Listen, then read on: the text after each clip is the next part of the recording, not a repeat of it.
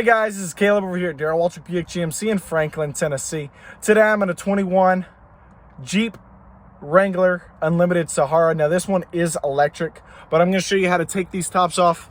Yes, I'm aware that Jeeps have been around for the longest time, since the 1940s, but I'm going to show you how to take those tops off today. Of course, you're going to open your door and you're going to hop in.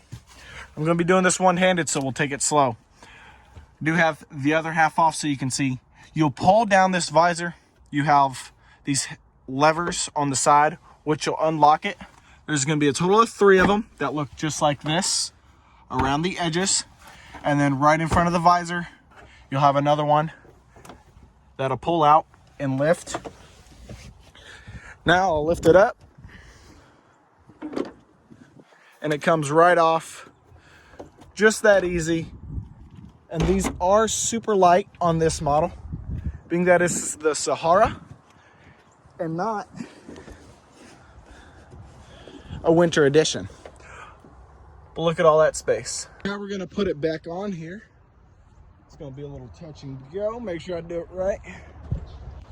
Gonna slide it right on top. Line it in there. Hop to the inside. Make sure you got everything lined up right and all the levers open.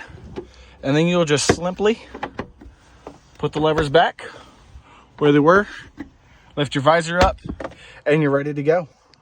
Are not only great for off-road, unless they have street tires on, but they're great for daily driving. And you technically have a convertible, which looks amazing, super popular. Let's check them out together over here at Darrell Waltrip Buick GMC in Franklin, Tennessee. Again, my name's Caleb. I'll see y'all soon.